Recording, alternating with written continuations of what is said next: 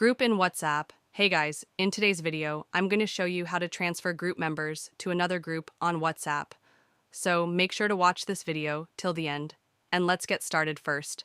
Open the WhatsApp app. Open any of the group you want to invite. Members from this group linked can be shared to another group or persons. And now tap on the group's name at the top. Scroll down to the Members section. In the Members section, use the Invite to Group via Link option. Remember, you must be an admin or the group creator to access this feature. A group member cannot be able to share the group's invite link to others. So it's important to be a group's admin, like I am the admin of this group.